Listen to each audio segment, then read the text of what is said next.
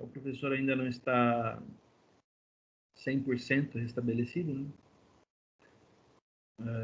Em função de reação da vacina da AstraZeneca, assim como vários professores também que tomaram a vacina tiveram o mesmo problema.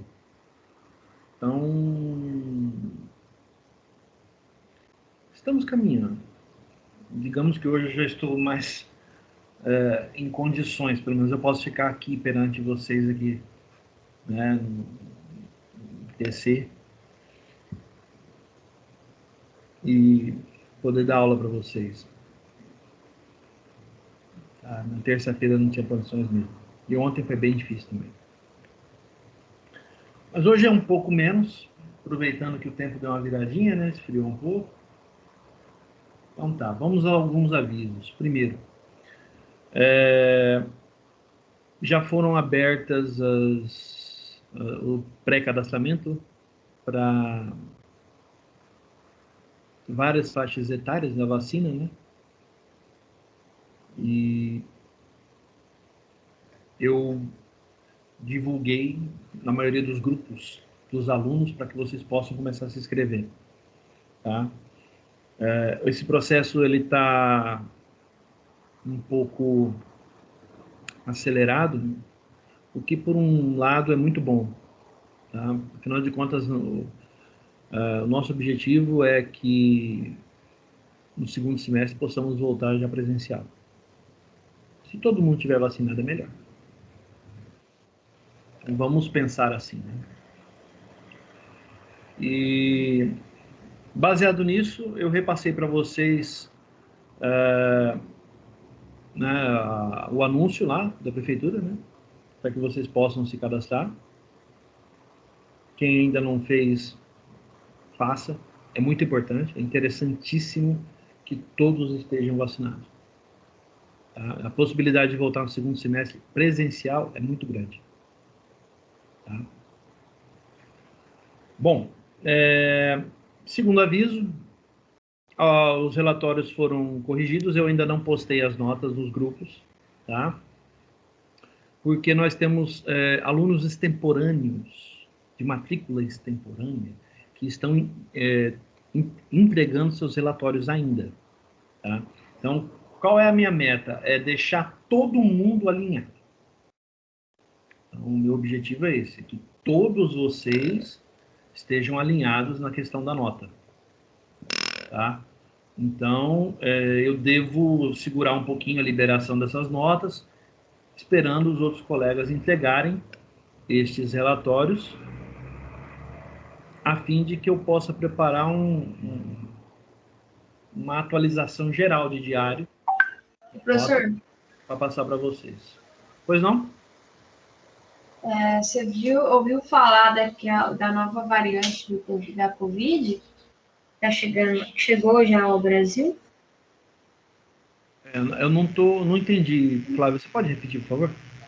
Você ouviu falar da nova variante do Covid que chegou no Brasil?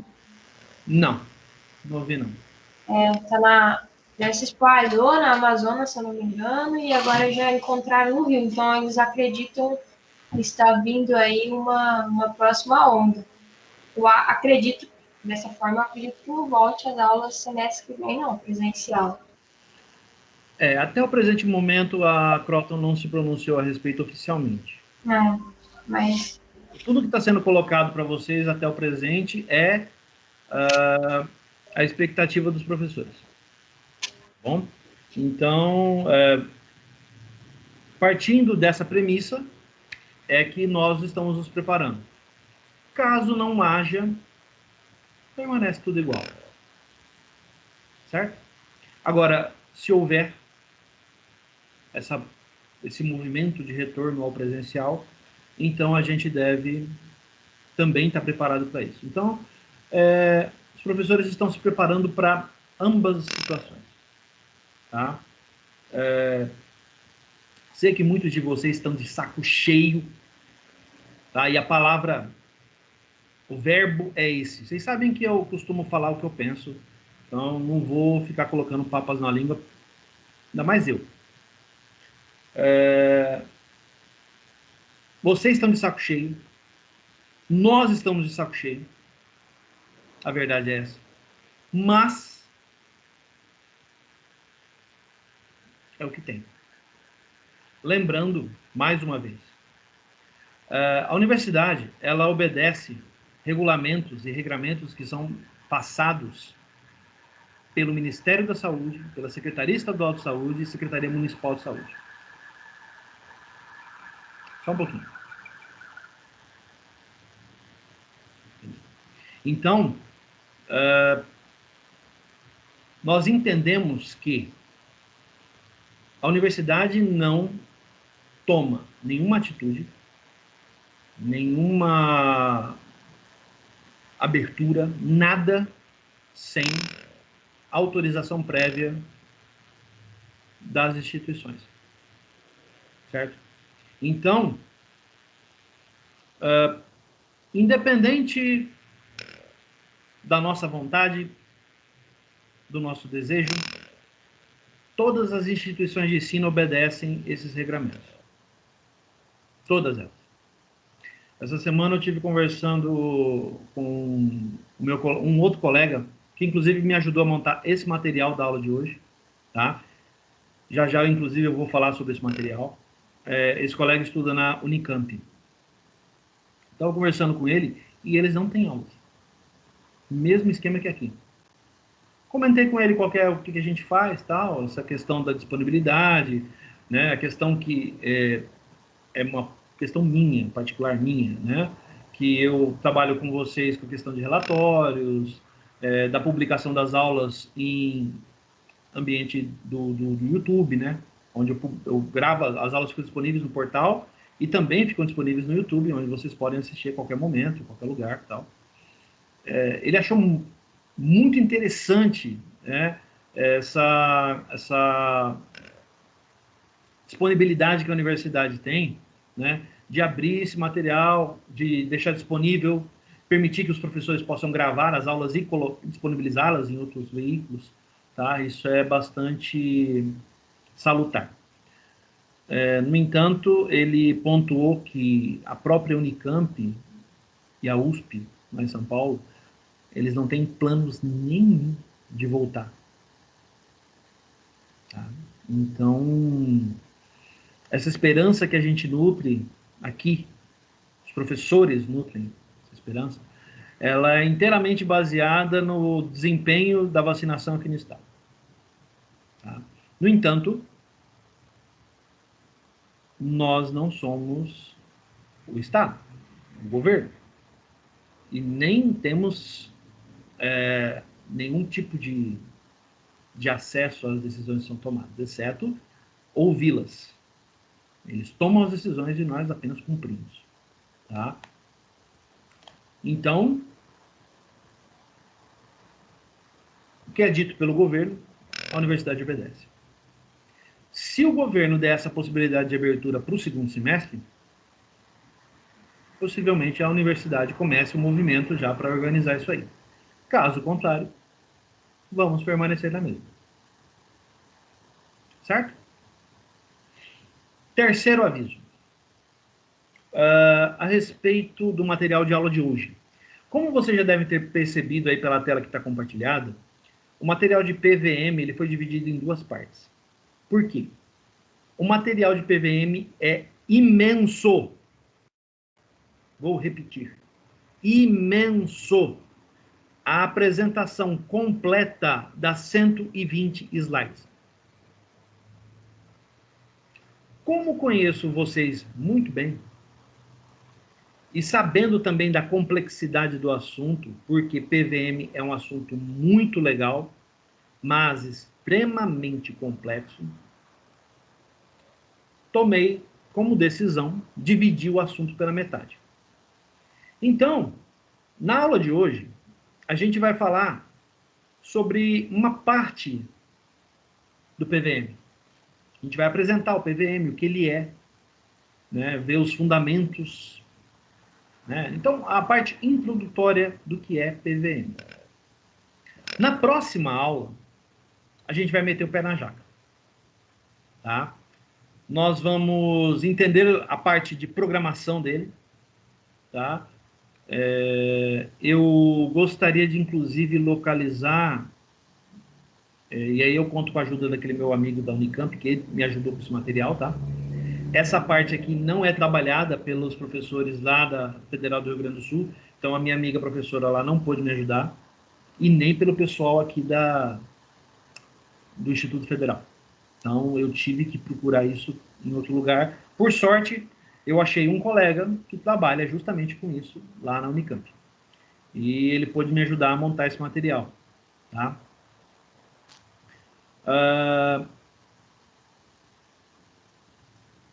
Então, baseado na ajuda dele, eu pretendo que na próxima aula a gente veja uma demonstração do PVM. Tá? Então, tipo assim, programa. Tá? Como ele funciona.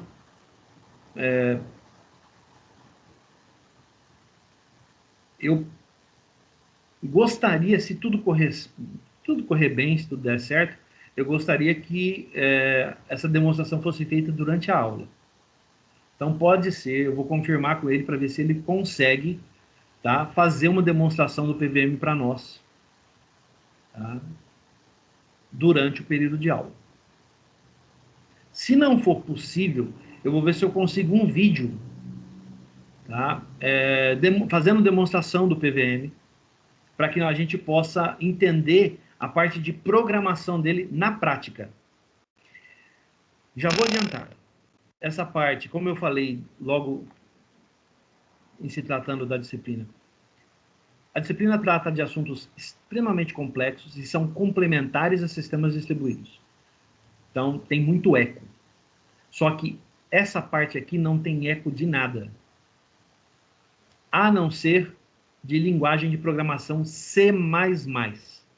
Então, quem não teve programação C++, pode ter uma dificuldade a mais. Tá?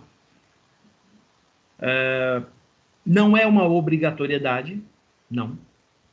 Mas todo o material que eu verifiquei até o momento, em especial a parte de programação, trabalha em C++. Tá?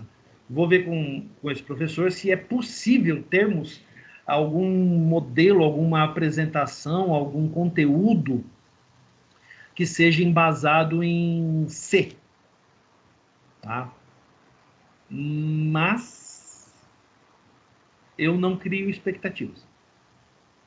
Tá bom? Porque todo o material que eu vi até agora, todo ele é em C++ e no Unix, não no Linux. Aí tem um problema maior ainda, tá? Porque eu não sei até onde esse material é disponível para Linux. Não sei. Então, são coisas que a gente vai ter que investigar no decorrer dessa semana para trazer para vocês semana que vem. Então, pode ser que a gente veja uma demonstração ou um vídeo demonstrando a utilização do PVM. Tá bom? De qualquer forma, estejam preparados, porque o conteúdo é complexo. Não é um conteúdo fácil, tá? Ele é extenso, mas ele é um conteúdo prático, tá? E importante a gente entender isso. Hoje, inclusive, daqui a pouquinho, nós vamos ter uma apresentação, o Felipe vai fazer uma apresentação para nós, tá? Ele já deve estar até com o material dele pronto, preparado para fazer a apresentação. De um sistema que usa MPI. Então, vai começar a aparecer muito desse tipo de coisa, tá? Para a galerinha aí que fala, isso aqui é muito teórico. Não sei se vocês perceberam, mas recentemente a gente começou a falar de muita coisa que vocês já ouviram falar. Ou usam. Lembrando, em sistemas distribuídos, a gente discutiu dois assuntos extremamente importantes e pertinentes, os quais o segundo eu não cheguei a demonstrar, mas o primeiro eu cheguei até fazer algumas exibições, mostrar para vocês funcionando, que é a parte da virtualização, da máquina virtual. A segunda parte seria a containerização. Eu fiquei devendo um vídeo, eu ia trazer na última aula agora o vídeo, mas o professor teve essa reação da vacina e eu estava em péssimas condições, eu não tinha jeito nem de sentar aqui para ficar aqui na frente mostrando qualquer coisa para vocês. Tá? Alguns alunos até falaram, professor, por que o senhor não liberou o material, tal, não sei o quê. Gente, vocês sabem que eu sou muito reticente a liberar material sem explicar qual é a minha intenção, qual é o meu objetivo. Vamos supor que eu libere o material da aula de terça-feira de sistema distribuído e surge alguma dúvida de algo que eu certamente falaria de maneira prática, eu traria alguns exemplos, alguma coisa do tipo. Então, é esse tipo de coisa que eu não gosto. Esse tipo de coisa que eu quero evitar. Que vocês tenham dúvidas de coisas que eu poderia ter explicado em aula, mesmo liberando material teórico. Não vou fazer isso. Vocês sabem que eu não faço isso. Muito difícil. Tá? Bom, então nós vamos passar para a aula de hoje, tá? Eu já gostaria de abrir a aula já com a apresentação do Felipe, tá? Se o Felipe tiver tudo pronto aí, é só abrir o microfone e falar para mim. Estou pronto aqui, professor. Beleza, eu vou mudar aqui vou tornar você um apresentador, tá? Eu já tirei a minha tela de compartilhamento, você pode colocar. Tá certo. Acredito que está compartilhando. Vocês estão vendo minha tela? Sim. O slide vermelho? Na verdade, eu tô vendo a página do teu Opera. Certo. Né? Não tem um slide aqui? Não, o teu Ubuntu tá piscando. É o Ubuntu que você tá usando, né? Não, eu uso o Manjaro. Ah, você tá no Manjaro. Então, eu acho que tem alguma coisa de compartilhamento aí. E agora? Agora foi. Tá bom. É algum bug. É algum bug do Manjaro aí. Eu botei em full screen aqui, aí deu certo. Ele tá dando umas piscadas braba aqui. Mas manda bala, pode começar. Tá bom. Só um pouquinho, espera um pouquinho, Felipe. Gente, antes que eu me esqueça, atenção total na apresentação do Felipe. Vou fechar minha câmera daqui a pouquinho, quando ele começar. Atenção total na apresentação do Felipe, porque vai constar como item do relatório, tá bom? Beleza. Manda bala, Felipe. Tá. Então, gente, eu vou falar aqui um pouco. Na aula passada, a gente estava conversando sobre MPI. E o professor deu alguns exemplos, né, usado na aeronáutica, exemplos usados na ciência, e surgiu, né, o levantamento, poxa, e como que a gente usa isso em sistemas comerciais? Aí o professor até falou no fim da aula, né, poxa, se alguém tiver algum exemplo de sistemas comerciais pode trazer. E aqui onde eu trabalho, eu entendi o conceito na hora, né, da aula e sugerir, né, que poderia ser legal trazer, então, esse conceito de MPI em aplicações comerciais, resolvendo problemas aí, né, em escala, em grande escala. Então, é por isso que se originou essa aplicação aqui. Eu vou trazer um pouco de contexto aqui do cenário, né, onde é resolvido esse problema. Eu trabalho na MobilePay. A MobilePay é uma startup que nasceu dentro do iFood para ser o braço fintech do iFood. Então, qual que é a ideia? Do iFood, os restaurantes, né, que é a gama de clientes que eles têm restaurantes, pessoas, entregadores, e todas essas pessoas envolvidas nesse contexto tinham dificuldades para ter acesso à conta bancária. Então, a ideia é que trazer uma conta digital que integrada ao sistema, o ecossistema do iFood, onde os donos do restaurante, funcionários e motoboys possam utilizar serviços financeiros. Então, esse é o contexto que a gente trabalha. Eu sou desenvolvedor sênior lá no iFood, na MobilePay, e trabalho especificamente na plataforma de crédito aqui. Desses tempos para cá, a gente fez um número interessante aqui, que é 200 milhões de reais em empréstimos, e a gente atingiu mais de 100 mil clientes. Isso foi um marco muito grande de 6 meses. Então, de 6 meses, a gente foi de 1.000 a 100 mil clientes. Em questão de computação, a gente teve que evoluir muito para atender isso. Tanto a carga, aguentar a carga, tanto e arquitetura. E o tema aqui que a gente tem na aula, né, que é sistemas distribuídos e arquiteturas paralelas, tem tudo a ver com isso aqui, para a gente conseguir fazer uma solução que atenda esse volume, né? O foco que eu queria dar aqui... Oi, pode falar. Onde você trabalha, só para... Qual é a empresa que você trabalha? É a Movile Pay. Ah, Movile. Aqui, ó. Beleza. Movile Pay. E aqui, qual que eu queria dar foco? Antes de mais nada, né, se vocês tiverem alguma dúvida, podem me interromper e aí eu perguntar, sem problemas. Eu queria dar o foco nessa parte aqui, 200 milhões de reais de empréstimo, porque é o que eu trabalho. Então, lá dentro eu trabalho com a plataforma de crédito. Qual que é a ideia da plataforma de crédito?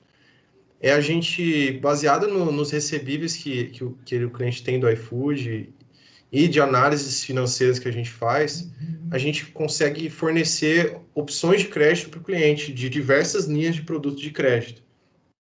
Crédito com garantia, crédito sem garantia, com garantia de imóveis, né, o veículo, ou sem garantia, onde a pessoa pode ter fiador ou não.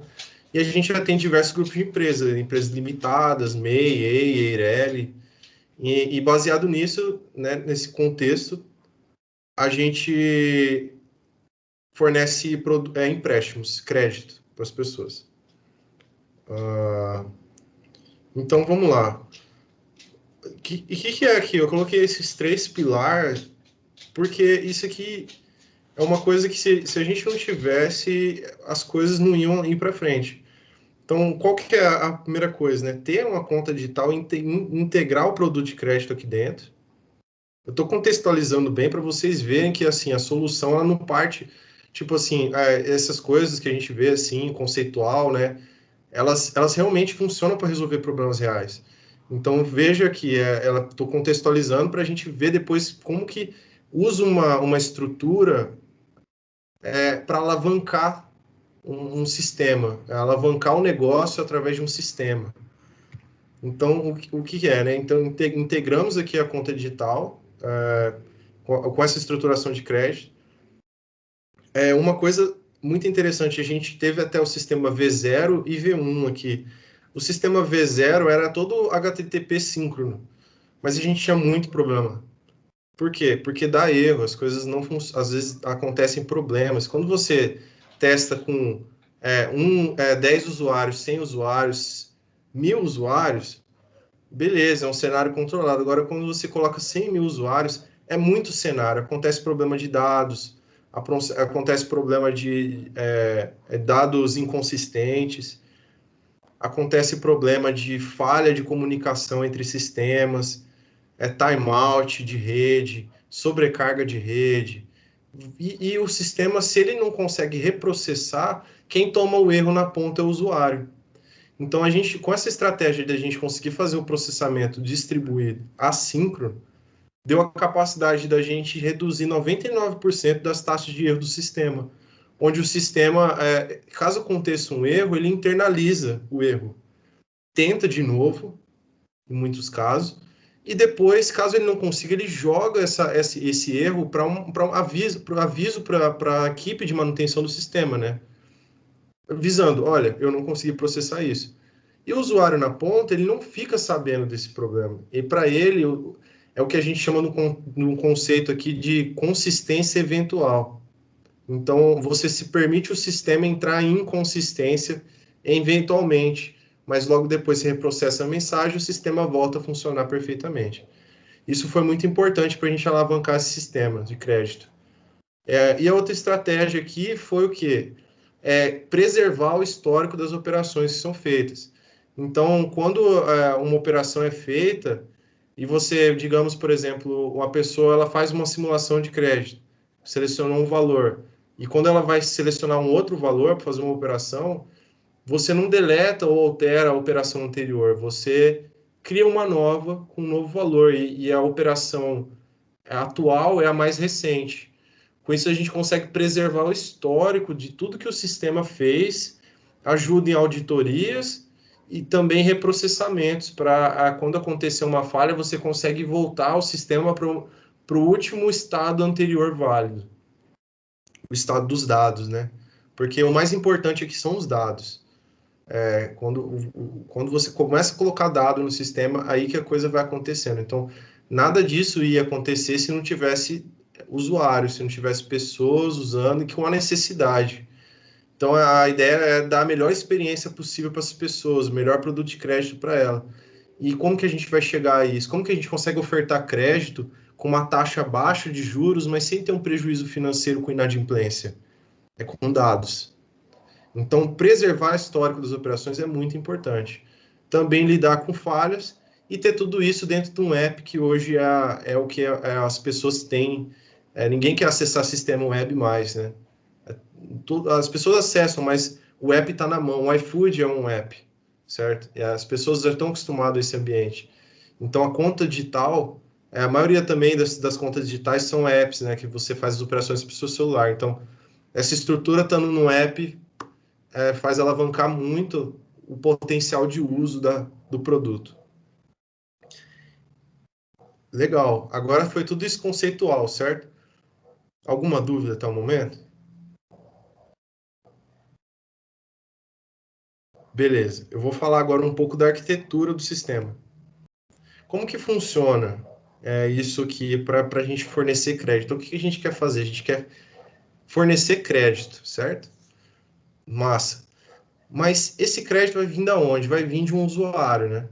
E esse usuário tem o quê? Tem dados, informações. E o que a gente precisa fazer? A gente precisa pegar essas informações, processar elas e depois devolver para o usuário na ponta o crédito para ele, positivo ou negativo, ou uma oferta de um outro tipo de produto de crédito. E como que a gente faz isso? A gente tem aqui um sistema principal, que é a nossa plataforma de crédito, e esse sistema principal, ele não tem capacidade de processamento de lógica de crédito. Ele só armazena e orquestra, ele toma decisões, e ele tem algoritmos que te fazem tomar decisão. Quem tem a capacidade de processamento, que faz a comunicação com um parceiro externo, ou com algum tipo modelo de dados externo, um modelo de IA, por exemplo, para jogar aquele histórico do cliente sobre uma análise de predição de churn, por exemplo, quanto que aquele cliente vai ou não a tender a não pagar o crédito, são feitos por sistemas especializados. Cada sistema especializado ele entra nessa camada aqui embaixo. Essa camada aqui é onde a gente tem os sistemas que processam os dados nesses diferentes segmentos que podem ser tipos de crédito, tipos de produto de crédito, ou podem ser parceiros de crédito, e através desse sistema, da resposta dele, a nossa engine aqui em cima, não é bem a engine, nosso serviço de fato de crédito, ele tem vários algoritmos aqui dentro que ele sabe tomar a decisão, se ele, baseado na resposta aqui do sistema que processa, ele toma a decisão. Qual é a decisão? A decisão por exemplo, se o processador A terminou de responder, ele, dependendo da resposta que o processador A mandar para ele pode decidir se ele joga para um B, ou aí depois que o B respondeu, ele pode jogar para um C, ou então ele pode decidir jogar para todos ao mesmo tempo, e pegando a oferta de crédito um por um, conforme for chegando e mudando o limite de crédito do cliente. Ou ele pode, no final, chegar a um estado negativo, que esgota-se as tentativas de crédito desse cliente, e esse cliente entra numa fila de futura para ter crédito futuramente. E se a gente refletir, eu coloquei o que nesse quadrado vermelho aqui? É refletir que isso aqui são coisas que a gente viu na aula. Por exemplo, tinha uma determinada aula aqui que a gente estava falando sobre algoritmos a paradigmas de programação paralela, né? Onde teve lá aqueles modelos de pipeline, se eu não me engano, até tenho mais para cá anotado. E um deles era o master slave, o tipo de paradigma, onde você tem um sistema principal e os escravos. Onde a gente vê isso também, por exemplo, os sistemas de deploy. Não sei se vocês já viram aquele Jenkins.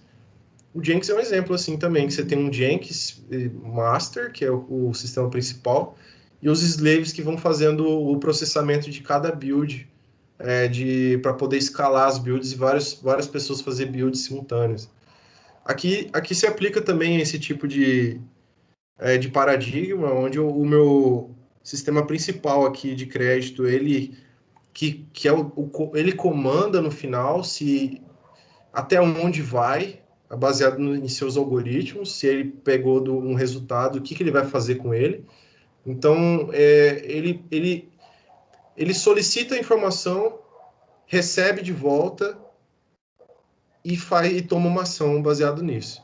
Só que detalhe, ele não tem conhecimento de quem veio. Para ele, ele não sabe que isso veio do A, do B, do C. Ele só sabe que chegou para ele uma mensagem. Então, todas elas aqui trocam mensagem através desse event bus.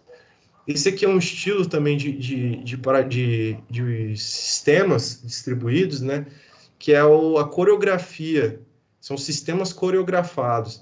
Então, o que quer dizer? É que eles trabalham em eventos, que eles emitem eventos e, baseado no evento que chega, ele toma uma ação. Não importa muito de onde veio o evento. Isso é muito legal, porque você consegue criar novas verticais dentro da sua arquitetura, sem ter autoacoplamento dos sistemas. Você troca eventos, e essa troca de eventos geram ações. Isso é bem legal, só que é difícil de controlar. Você precisa ter uma programação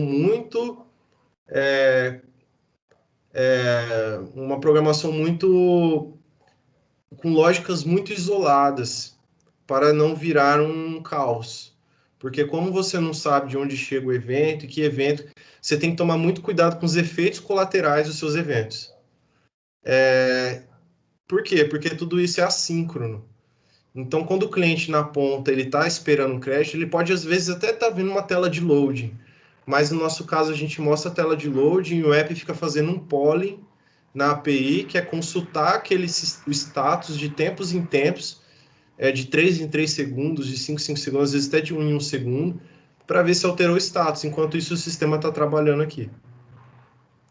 E como eu falei do caos, né, que é a entropia, a gente precisa ter controle da entropia, né? Então, como é que a gente tem esse controle? É legal. Aqui nesse caso, já puxando aqui para a MPI,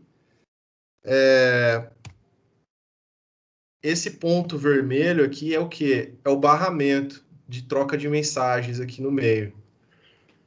E esse barramento, eles precisam ser feitos através de uma padronização, porque são diversos sistemas que se comunicam. Além de ter manutenibilidade do código, para você não ter um problema para ficar olhando qual que é o contrato do evento. Então, o que a gente fez, né? Que agora começa a se assemelhar via MPI de fato. Que é o quê? É uma biblioteca compartilhada entre os serviços que estabelece uma interface de programação, então de comandos e estrutura de mensagens. Então, o que acontece? O sistema de crédito vai falar com qualquer outro sistema, ele vai fazer o quê? Fazer um comando, igual a gente viu lá no MPI, certo? É igual a gente vê em RPC, certo? A diferença aqui é que o transporte feito da mensagem não é via HTTP. Nesse caso aqui, a gente utilizou o Kafka ou SNS SQS. O SNS SQS, ele trabalha sobre o HTTP. Agora, o Kafka não. O Kafka é um modelo de strings de dados. É um paradigma um pouco diferente. Mas a estrutura é o quê? Você tem um lugar para publicar eventos. Então, você publica eventos e vai... então, é o modelo de chamado também Publish e Subscribe. Então, você tem um publicador e alguém que fica consumindo esses eventos no lugar. E como que esse publicador cria ações? Ele cria através de comandos. E esses comandos são estruturas já bem definidas que são flexíveis para que, baseado em uma estrutura de mensagem, você pode fazer alguma ação com ela. Você invoca uma ação remota, mas sem saber exatamente quem vai processar. Porque quem vai processar é quem está ouvindo o seu tópico, que é o cara que está plugado no Event Bus aqui. Isso aqui tem muito a ver, porque é muito legal, porque isso aqui, além de ser uma arquitetura que o processamento é feito paralelo, ele também é distribuído, porque isso aqui está tudo distribuído na AWS, na nuvem, em cima de serviços que estão com mais de uma instância, balanceado com balanceamento de carga para cada serviço. Então, isso aqui não está na mesma máquina, não é um serviço só, ele está distribuído sobre a rede. Pode estar, inclusive, em diferentes continentes o sistema. Então, as chamadas só precisam estar sobrescritas no Event Bus, alguém está ouvindo o Event Bus e o processamento, ele vai receber o processamento e vai fazer a ação que ele deve fazer. Tudo bem? Esse aqui é o modelo MPI da aula passada.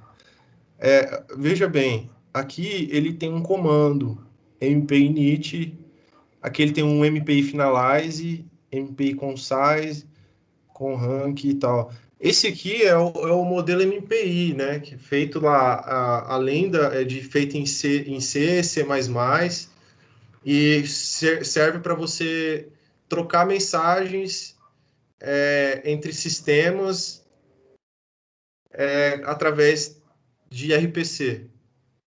Então, provavelmente, o processo de outro sistema que está ouvindo a mensagem, ele não está... A área de memória que ele está sendo executado, porque tudo isso aqui são programas, né, gente? Então, todo programa precisa executar na memória. Então, a área de memória que está sendo executado aqui não é a mesma daqui. Aqui, nesse caso, pode estar até em host diferente, mas poderia ser processos separados. Então, a área de memória é diferente. Você não vai conseguir acessar a memória através direto. Se tivesse no mesmo host, né, o sistema operacional não permite. É diferente de uma multithread, que você abre e você consegue compartilhar a memória dentro do mesmo processo, em diferentes subtarefas, certo? Aqui não, aqui você não acessa a memória, então você precisa do quê? Do intermediário no meio, que conecta passando as mensagens por valor, não por referência de memória mais. Então isso aqui é interessante. Então é aqui, ó, beleza? Aí passa aqui, beleza. Aí o que a gente fez? A gente tem uma estrutura parecida com isso, só que é o quê? Então aqui é o modelo MPI, aqui é o modelo MobilePay. Ó, veja bem que aqui, ó, se assemelha. Tá vendo? Ó, MPI init, MPI finalize, MPI concise. A gente tem também nossas operações bem definidas aqui, ó. Criar usuário, criar pela simulação, rodar simulação, cancelar simulação, confirmar proposal, cancelar proposal e confirmar. E toda a comunicação que é feita aqui, entre esse ecossistema, né, essa plataforma, são feitas através de troca de mensagens com ações especificadas nessa biblioteca compartilhada. Então, esse aqui é o nosso esquema de mensagem, né? E a troca de mensagens é o objeto intermediário, que lá no RPC tem aquele... eu esqueci o nome, XD, eu não lembro bem qual que é, mas que é o... Se alguém lembrar aí...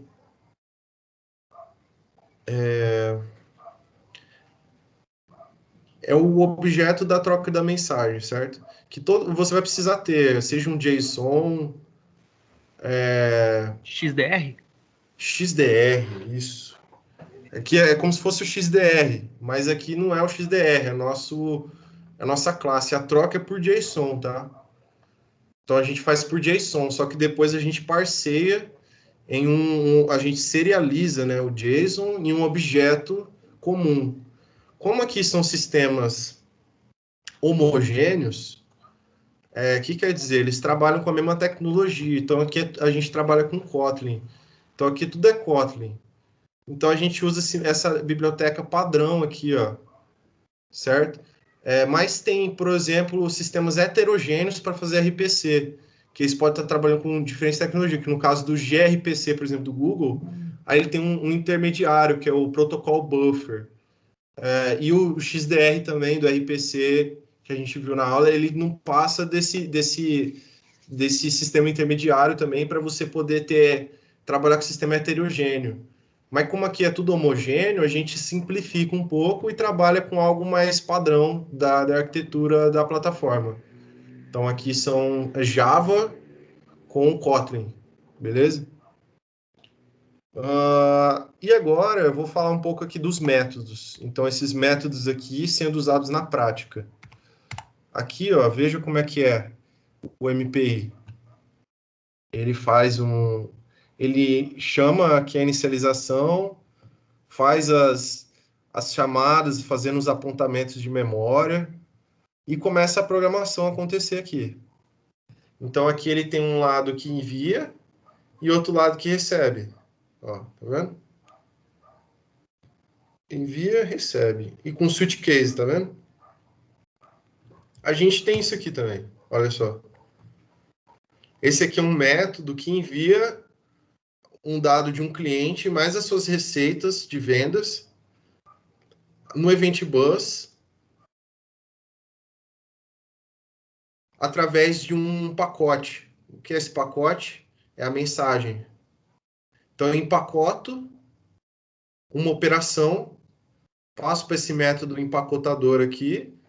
Então, cara, empacota para mim a operação de update, passando esses dados, ele gera a mensagem que vai ser trafegada, e aqui eu mando publicar no Event Bus.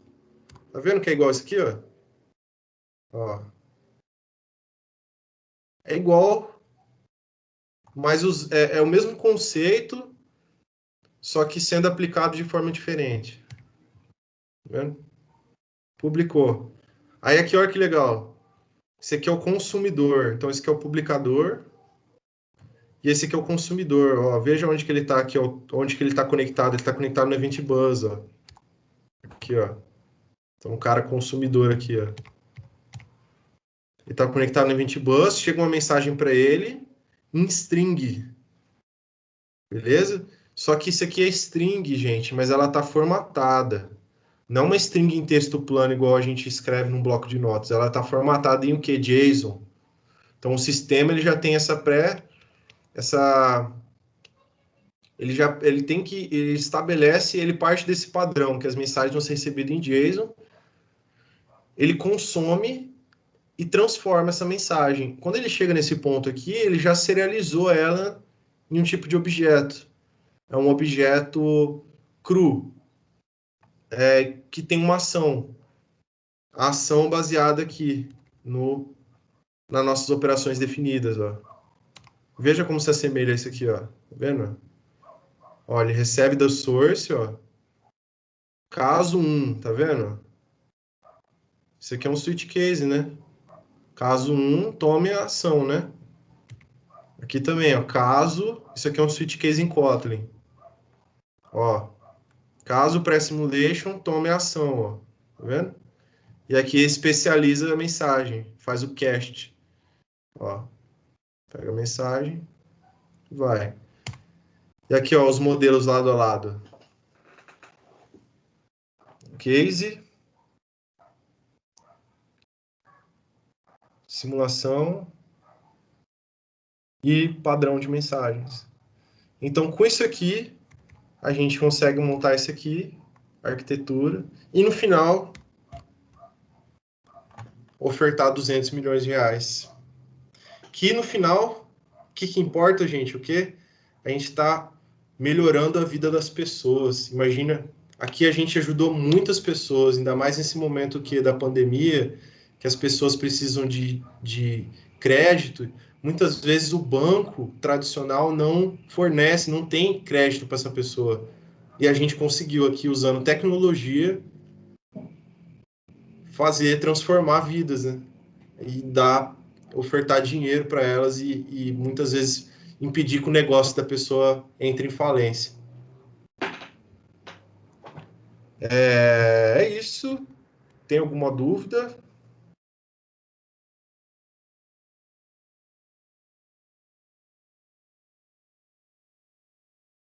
Bom, não tendo dúvidas, obrigado por permitir esse momento aqui, professor. Obrigado vocês também por me ouvir.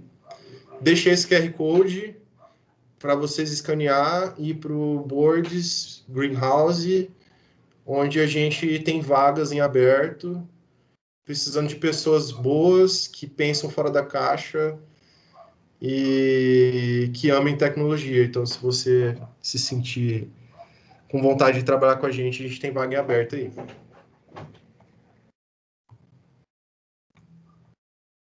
É isso. Obrigado. Muito bem, Felipe. Muito bom. Muito bem.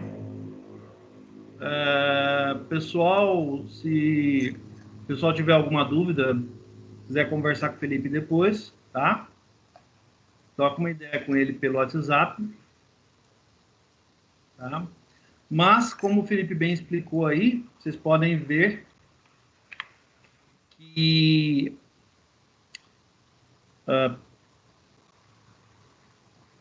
curiosamente, um aluno me procurou essa semana e eu achei curioso a forma com a qual ele se dirigiu a mim.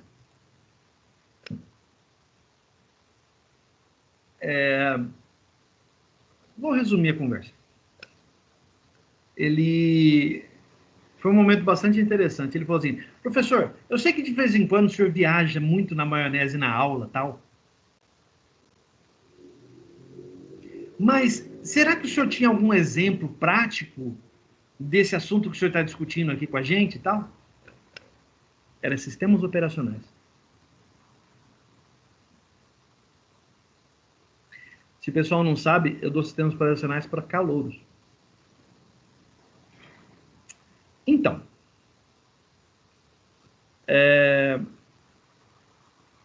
eu mostrei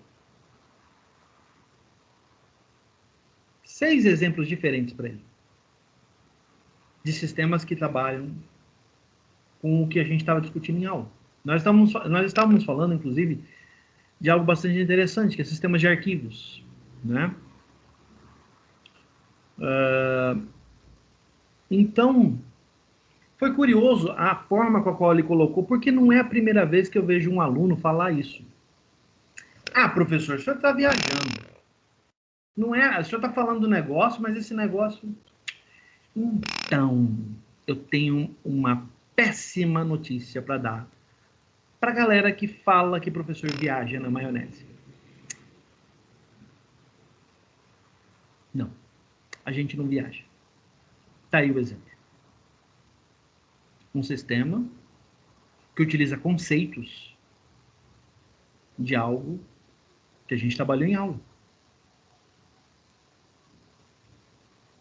E veja bem, olha que interessante. Conceitos. Você pega a ideia, você trabalha a ideia, você molda a argila e cria a tua escultura. Ela tem todos os aspectos da sua ideia. No entanto, no âmago, ela usa aqueles conceitos. Então, isso é bastante interessante, a gente vê isso na prática. Né? A gente vê um aluno trazer algo tão interessante assim, né?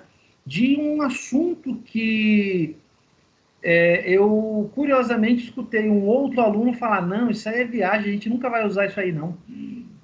Então, cara... O que eu falava para a galera de matemática computacional lá no começo? O pessoal que veio de TADES vai lembrar, né? Qual que era a brincadeira com o Murilo? Lembra do Murilo? Murilo. O curso de Direito fica do outro lado. Então, galerinha, pessoal que não entendeu, a mensagem direta é: se você não percebeu que aquilo que a gente está falando aqui está no mundo real, não é ficcional, não é ficção, é coisa que acontece. O que você pretende fazer quando você formar?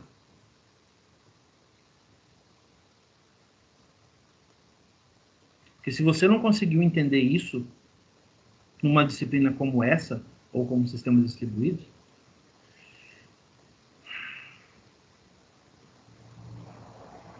vai ficar difícil. Uma das coisas que eu sempre falei para vocês, eu sempre coloquei, eu sempre disse, sempre fui bem claro. Todo e qualquer material que eu pego, eu tento aproximar do mundo real. Curiosamente, eu vi uma reportagem esse final de semana num canal muito legal chamado Aviões e Músicas. Não sei se vocês conhecem.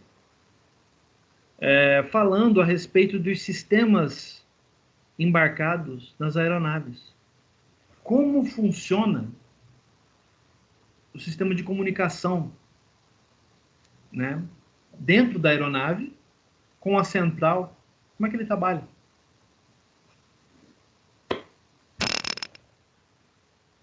Fiquei surpreso ao perceber que se trata de um MPI. Tá lá, todos os conceitos bem explicados. As bibliotecas que fazem comunicação. Tá lá, tá tudo lá. Então. Pois é. Bom. Então, para a galerinha que ainda pensa que eu estou viajando, ou que o professor está viajando, ou que qualquer outro professor está viajando, choque de realidade. Bom, vamos piorar então esse choque? Vamos falar de PVM? Vamos à aula de hoje? Eu agradeço o Felipe pelo conceito e fica o convite aberto. Quem tiver alguma coisa legal, voltada à área, para trazer para a aula, o espaço está aberto. Tanto aqui como no sistema distribuído, tá? Está aberto. Vamos lá. O que a gente vai discutir em PVM? Bom, a gente vai ver uma breve introdução, porque o assunto é complexo. Vamos falar de alguns conceitos que vão embasar a entrada do assunto, né, do PVM, Parallel Virtual Machine. Nós vamos falar sobre as origens dele, puramente acadêmico, puramente academia, tá? Vamos ver algumas características desse projeto e a arquitetura e desenvolvimento do projeto, tá? Isso, como eu falei, eu expliquei, deixei bem claro para vocês no começo da aula, é a parte 1 do assunto, tá? Depois vem a parte 2. A parte 2 é a parte mais voltada à programação. Então, aqui vocês não vão ouvir muitos ecos, mas na próxima aula, tem muita gente que vai agradecer ao professor Paulo pelas aulas de algoritmo que ele deu, porque na próxima aula vai ser praticamente isso. Vamos lá? Vamos a uma introdução. Entender o contexto, tá? Uma característica comum aos problemas de otimização é a dificuldade de encontrar uma solução ótima. Já diz o ditado, o bom é inimigo do ótimo. O grande número de variáveis e restrições tornam esses problemas extremamente complexos, exigindo uma grande quantidade de recursos computacionais para resolver mesmo os problemas de pequeno ou médio porte. Como nem toda empresa tem os recursos necessários para financiar um ambiente computacional compatível com as necessidades impostas pelos problemas sendo pesquisados, há de se tirar o máximo proveito dos recursos existentes. Falta grana. Dependendo da situação, não tem como você investir em projetos de pesquisa, você não tem tempo, você não tem material, você não tem material humano, você não tem recursos financeiros para investir em algo assim. Se todas as empresas de médio porte tivessem condição de fazer isso, não digo nem pequenas. Estou falando de empresas de médio e grande porte. No entanto, a maioria dessas situações, ela existe em empresas de grande porte. Empresas que enxergam essa possibilidade. Tem um setor de pesquisa. Quantos de vocês já ouviram falar que a empresa que vocês trabalham, ou já trabalharam, tem um setor de pesquisa? O cara pega a tecnologia, uma determinada tecnologia, pesquisa aquela tecnologia e valida se ela é interessante ou não para a empresa. Quantas?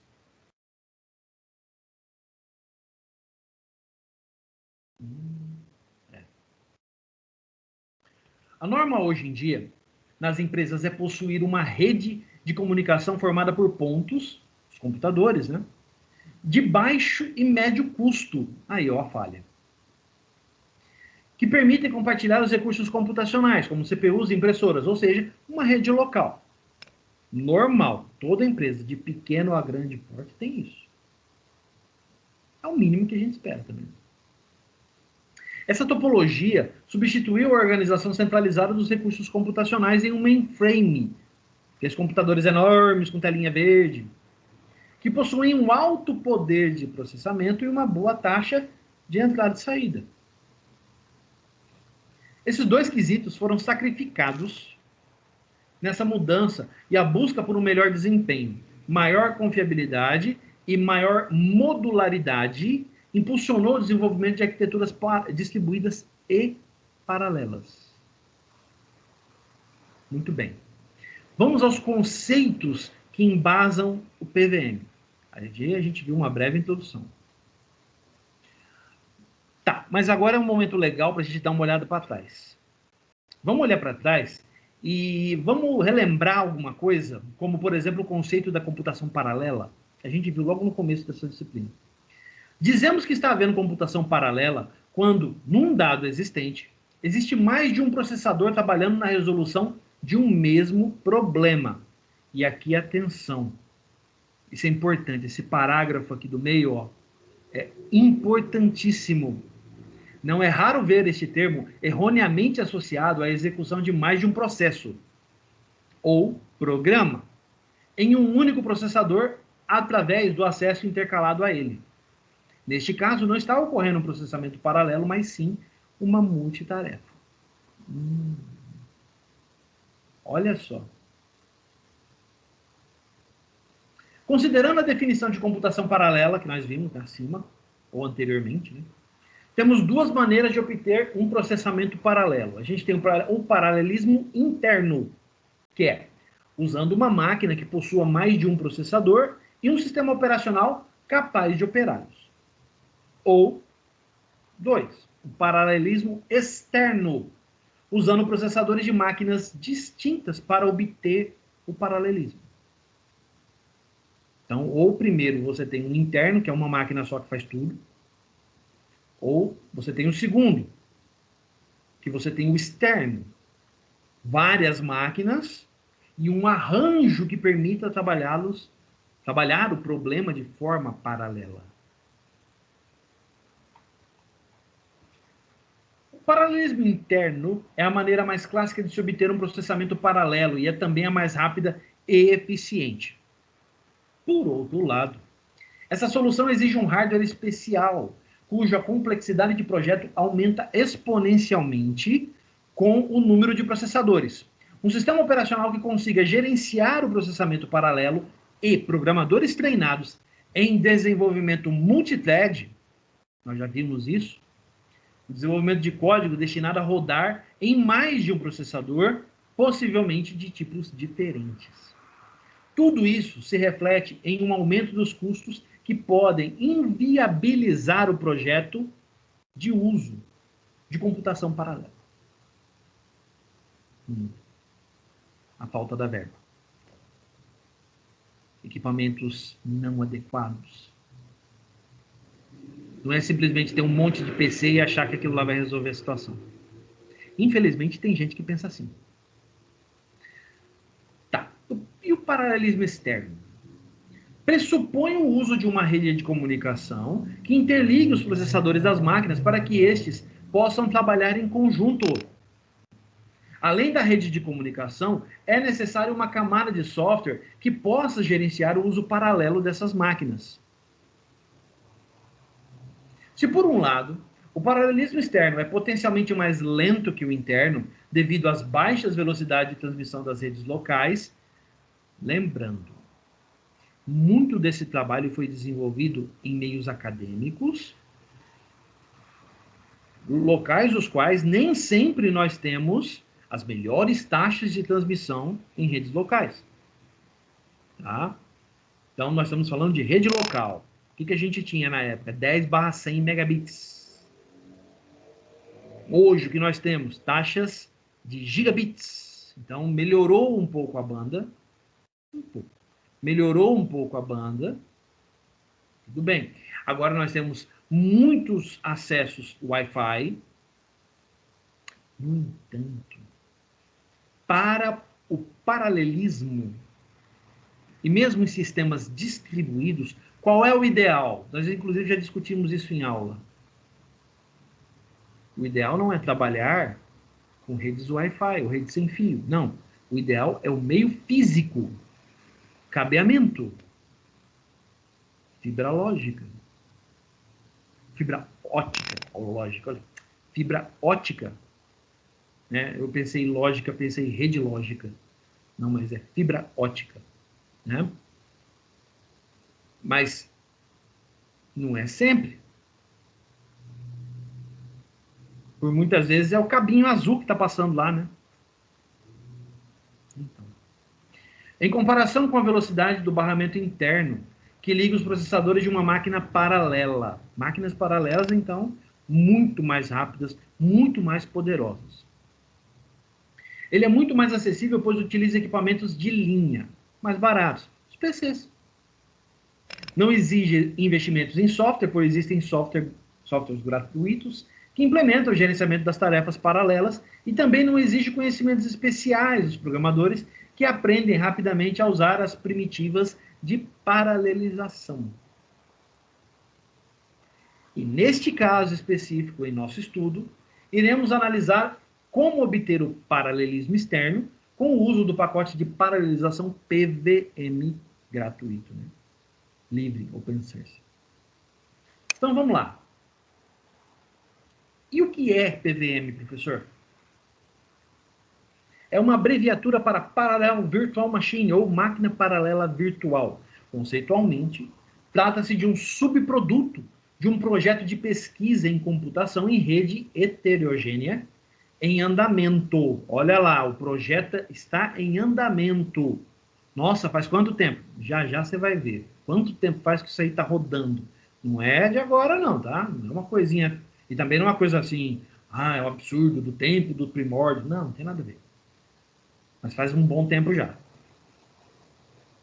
Envolvendo diversos pesquisadores e suas instituições acadêmicas, cujos objetivos gerais desse projeto são investigar problemas e desenvolver soluções para a computação concorrente heterogênea.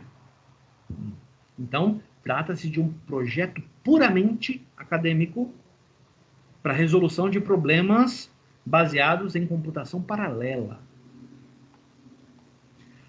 É um conjunto integrado de ferramentas de software e bibliotecas que emula uma estrutura de computação simultânea de uso geral, flexível e heterogênea, em computadores interconectados de rede de arquitetura variada, possibilitando que tal agrupamento seja enxergado como uma única máquina paralela virtual, lidando de forma transparente com o roteamento de mensagens, conversão de dados e o escalonamento de processos em uma rede formada por arquiteturas antes incompatíveis.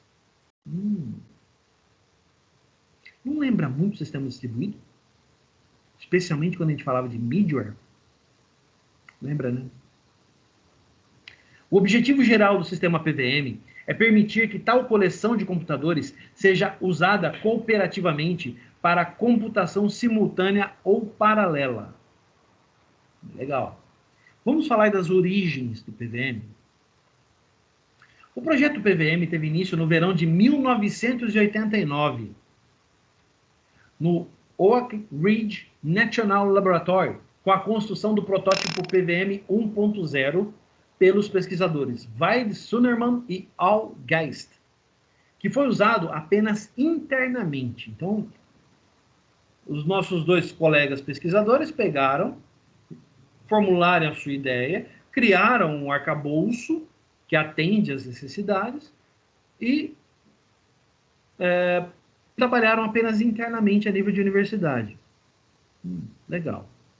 Em março de 91, a Universidade do Tennessee desenvolveu a versão 2.0, que foi sucessivamente alterada de 2.1 até 2.4, como resultado das críticas e sugestões de utilizadores, ainda a nível de universidade, tá? Nesse caso, já tinha um nível melhor, vários fazendo uso do produto.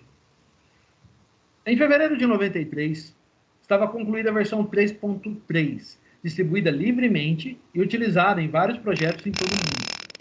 Então, em 93 foi distribuída a versão 3.3. Digamos a versão final. Ocorreram mais trabalhos depois disso?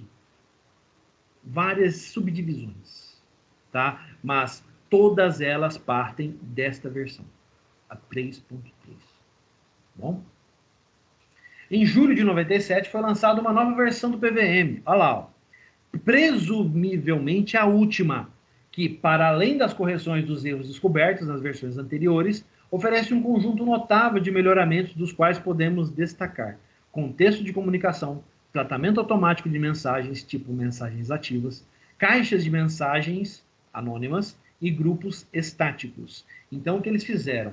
Essas várias instituições partiram da versão 3.3 e foram trabalhando até o lançamento desta versão, em julho de 97, tá? E essa versão, ela incorporou diversas das mudanças dessas várias ramificações que foram feitas, tá? As ideias, um trabalho muito parecido e semelhante com o que é feito com o kernel do Linux, tá? O kernel do Linux trabalha da mesma forma. Tem lá o kernel disponível lá no open source, você puxa ele para sua máquina e você pode fazer uma modificação no kernel. Eu vou dar suporte para o drive XYZ. Tudo bem. Testa. Funcionou? Você apresenta a sua ideia para o fórum de desenvolvedores. Se o fórum aceitar a sua ideia e aprovar o seu código, você manda o código, outras pessoas vão compilar o seu código, vão testar o seu código, e se tudo der certo, ele sobe na próxima versão do kernel. Eles fizeram a mesma coisa aqui. Várias versões distribuídas a partir da versão 3.3. Cada um deles foi testando a sua ideia, foi melhorando algum aspecto, até que eles chegaram a ideias muito boas, melhoramentos efetivos, que foram incorporados ao produto final. Diga-se de passagem, até hoje esse projeto não é considerado um projeto fechado. Não. Ele ainda está aberto, é open source e está em desenvolvimento. Tá bom? Algumas características do projeto. Vamos dar uma olhada. Quais eram as pretensões e o que eles conseguiram alcançar? Tá? Então vamos lá, algumas dessas características. Um pool de hosts configurado pelo usuário. Legal. As tarefas computacionais do aplicativo são executadas em um conjunto de máquinas que são selecionadas pelo usuário para uma determinada execução do programa PVM. Tanto as máquinas de CPU única quanto os multiprocessadores de hardware, incluindo computadores com memória compartilhada e distribuída, podem fazer parte do pool de hosts. O pool de hosts pode ser operado adicionando e excluindo máquinas durante a operação. Olha que legal. Um recurso importante para a tolerância a falhas. A possibilidade de você adicionar ou remover máquinas dentro desse host é que torna tão interessante essa possibilidade, certo? Porque você pode aumentar a PVM de tal forma que ela possa começar a processar informações de uma maneira muito mais rápida. Aqui não vale aquela máxima de que 9 mulheres não geram um filho em um mês. Neste caso, não. Nesse caso, daria certo. Agente translúcido ao hardware. Os programas de aplicativos podem ver o ambiente de hardware como uma coleção sem atributos de elementos de processamento virtual, ou podem escolher explorar os recursos de máquinas específicas no pool de hosts, posicionando certas tarefas computacionais nos computadores mais apropriados. Então quer dizer que você pode categorizar o hardware, né? A PVM permite isso, e determinar que certas tarefas sejam realizadas em equipamentos específicos, provavelmente mais poderosos, com maior capacidade, ou então que representem um cluster de processamento distribuído. Pode haver? Pode, lógico que pode. Computação baseada em processo. A unidade de paralelismo no PVM é uma tarefa, frequentemente, mas nem sempre, um processo Unix. E aqui, ó, não tem Windows, tá? Um thread sequencial independente de controle que alterna entre comunicação e computação. Nenhum mapeamento de processo para processador está implícito ou imposto pelo PVM. Em particular, várias tarefas podem ser executadas em um único processador. Modelo de passagem de mensagem explícita. Coleções de tarefas computacionais, cada uma realizando uma parte da carga de trabalho de um aplicativo, usando decomposição de dados, funcional ou híbrida, cooperam, enviando e recebendo mensagens explicitamente entre si. O tamanho da mensagem é limitado apenas pela quantidade de memória disponível. Olha que legal. Olha que interessante. O sistema PVM oferece suporte à heterogeneidade em termos de máquinas, redes e aplicativos. Um suporte à heterogeneidade. No que diz respeito à passagem de mensagens, o PVM permite que mensagens contendo mais de um tipo de dados sejam trocadas entre máquinas com diferentes representações de dados. Suporte a multiprocessador. O PVM usa os recursos nativos de passagem de mensagens em multiprocessadores para tirar vantagem do hardware subjacente. Os fornecedores geralmente fornecem seu próprio PVM otimizado para seus clientes, que ainda podem se comunicar com a versão pública do PVM. Quer dizer, existe também algumas versões do PVM privado, né, que alguns fornecem. Eu não sei se nessa parte ou na outra a gente cita uma disputa entre Intel e Suns Ultraspark, justamente falando a esse respeito, tá?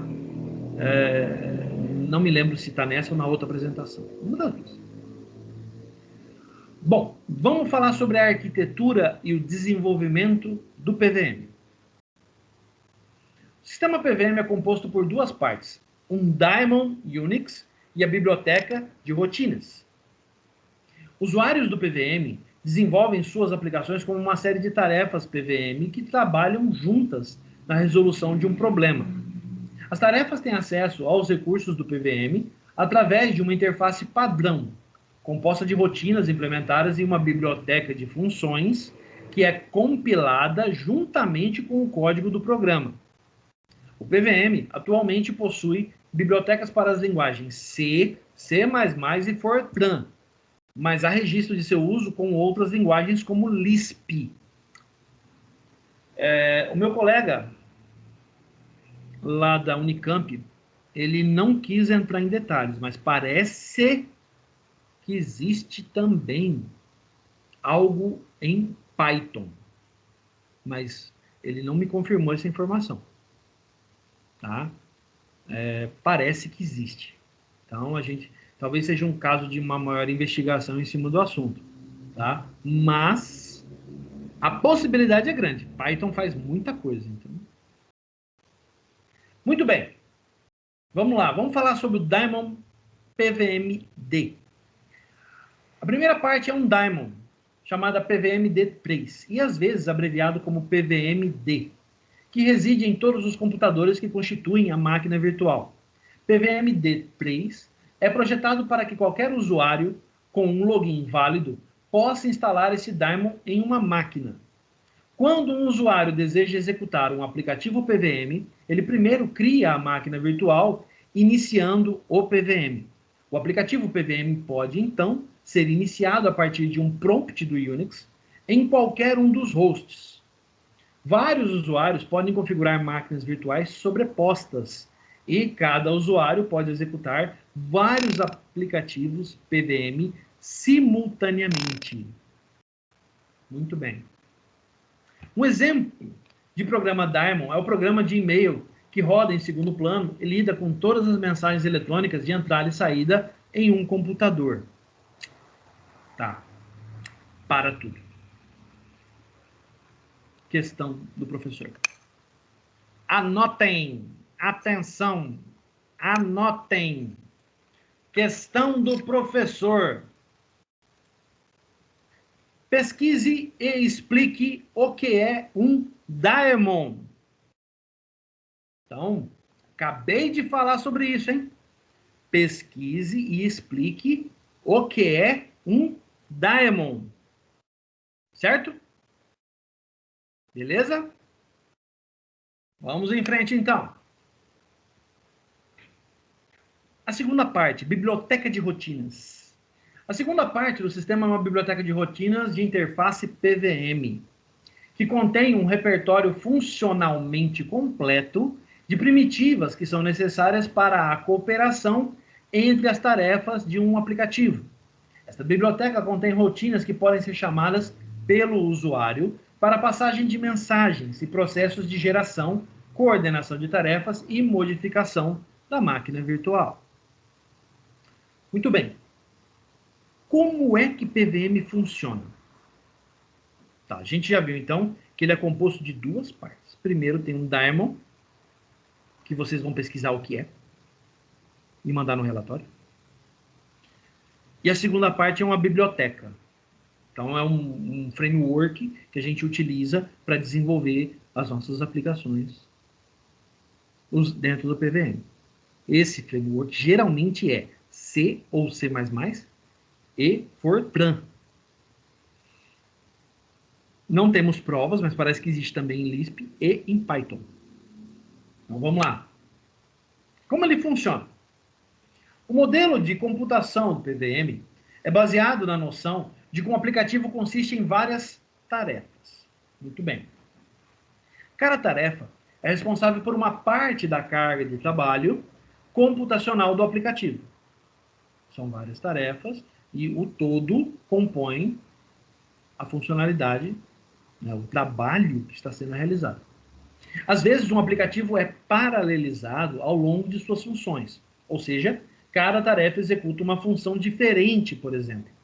Entrada, configuração do problema, solução, saída e exibição. Esse processo costuma ser chamado de paralelismo funcional, mais uma expressão bastante interessante aí para nós. Um método mais comum é paralelizar um aplicativo. De paralelizar um aplicativo é chamado de paralelismo de dados. Mais um. Deixa eu destacar esse aqui. Só um pouquinho. Vamos destacar esse cara, ó. E por que já não veio destacado? Continuando.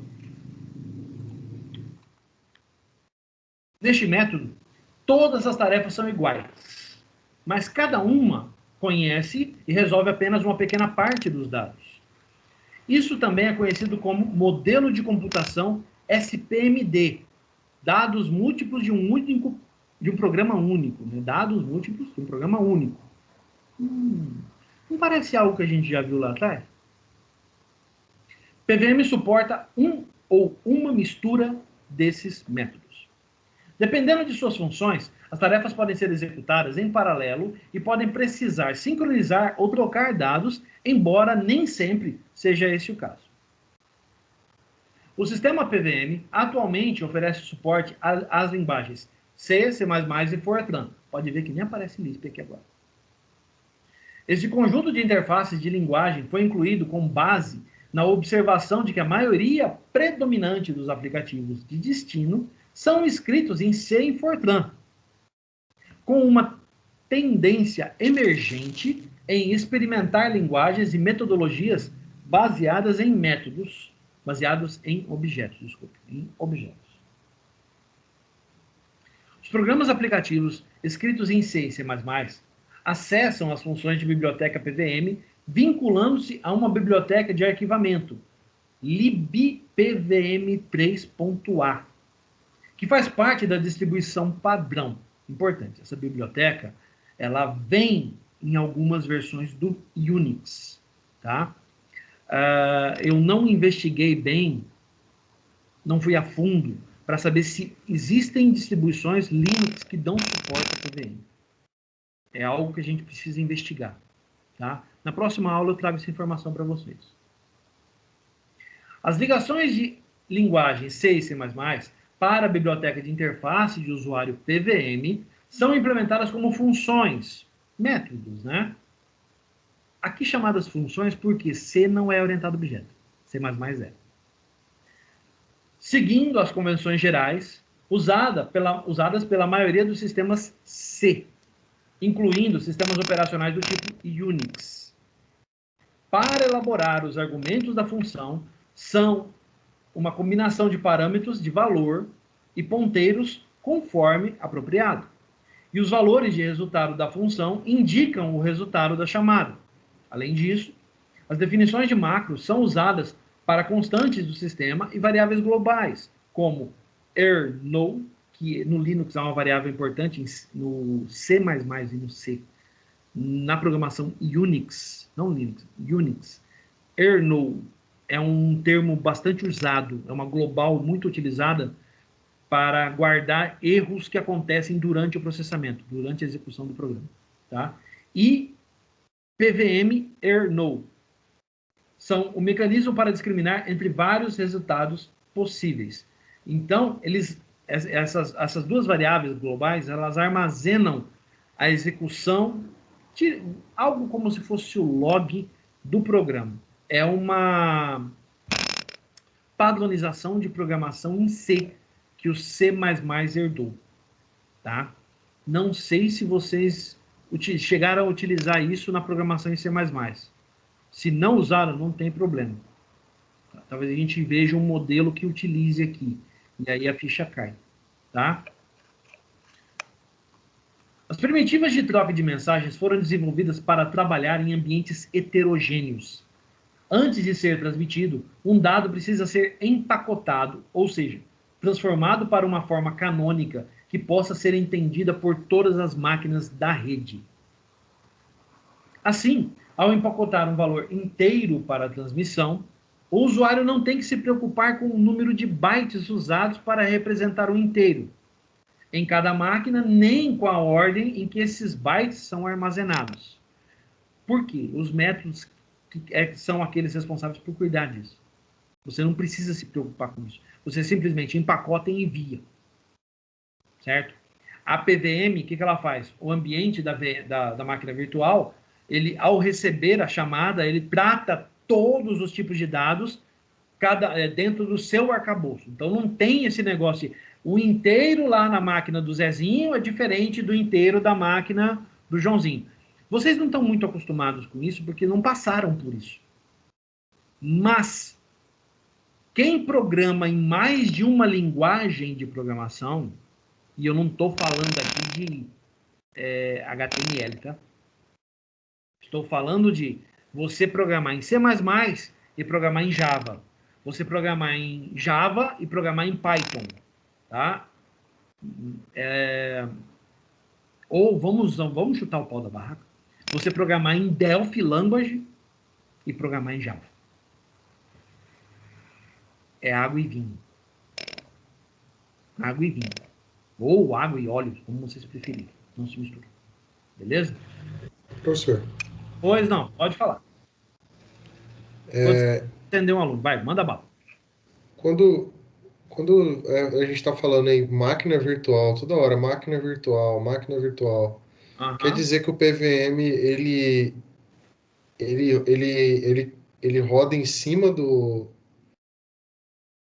ele cria uma máquina virtual, como se fosse uma JVM, esse é o paradigma dele, ele cria uma máquina para rodar a programação? Sim, isso mesmo. Entendi. Exatamente, ele cria uma VM. Inclusive, esse vai ser o assunto da outra aula, porque essa parte aqui é meio complexa, é mais difícil. Mas a noção é essa, a analogia que a gente pode fazer nesse momento é a JVM. Tá? Porque, a princípio, qual era a ideia? Vamos colocar isso aí no campo da conjectura. Né? Qual era a ideia? A ideia inicial era a seguinte: era você desenvolver o código Java em qualquer tipo de equipamento que desse suporte à linguagem Java. E na hora que você fosse rodar o teu código, você rodaria em uma JVM. Certo? Essa JVM, ela ia pegar aquele código, não importando de qual máquina veio, ela interpretaria no meio do caminho e criaria o objeto final, que é o compilado Java, na versão do sistema operacional onde está hospedada aquela JVM. A ideia era essa. E aí é que eu gosto de pegar o pessoal que é javeiro, ou então os xiitas de plantão, e aí a gente dá uma ducha de água fria. Eu não sei se todo mundo se lembra, mas eu já comentei várias vezes, especialmente para quem já fez programação orientada a objeto comigo. Programação orientada a objeto, né? 1 e 2. Aqui acho que teve alguns que já fizeram comigo também. E quem não fez, então vai a novidade, tá? Java e C# derivam do mesmo documento, da mesma RFC. Sabiam disso? Java e C# derivam do mesmo padrão original. Do mesmo, igualzinho. Tá? E aí, por que isso? Então, nossa, mas espera aí, que conversa é essa? Quer dizer, então, que Java e o .NET veio... Sim. Mas o .NET é uma cópia da JVM. Eu já escutei isso, tá? O .NET é uma cópia da JVM. E quando a gente fala para a pessoa que ambos vieram da mesma especificação? Vieram do mesmo lugar. A documentação original, os dois derivam da mesma documentação. Só que um seguiu uma ideia, outro seguiu outra. Mas os dois derivam do mesmo lugar. Não é à toa, não sei se todo mundo já percebeu, ou aqueles que já tiveram curiosidade, os xiitas de plantão que me perdoem do que eu vou falar agora, mas você já pegou o código C# e o código Java e comparou? Você já abriu as duas classes? Cria uma classe pessoa em Java e cria uma classe pessoa em C#. Abre as duas e compara.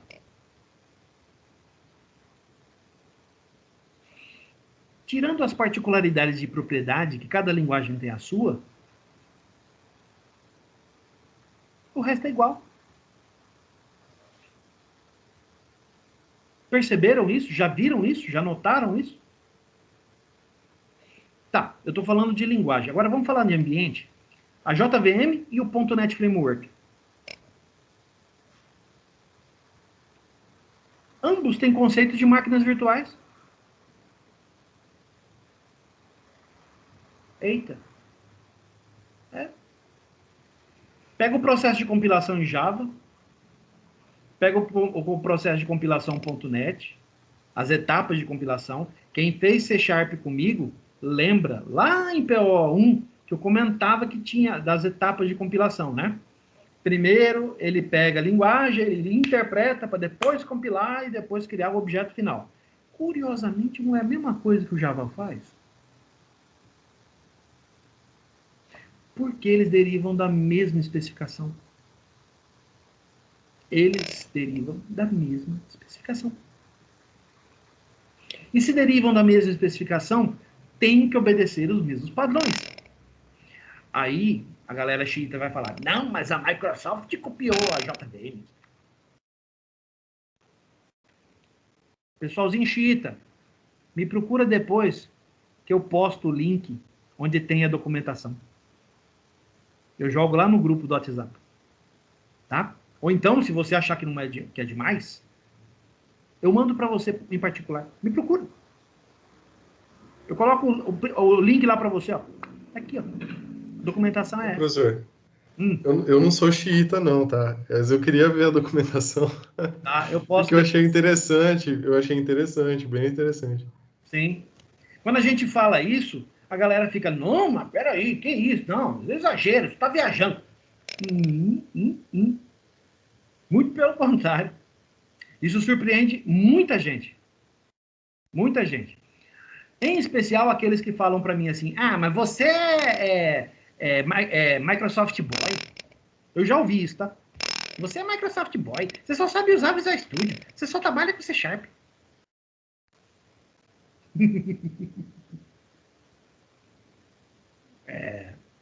Curioso, né? Muito curioso. Então me explica o ASP.NET Core rodando no Linux. Me explica o C# rodando no Linux.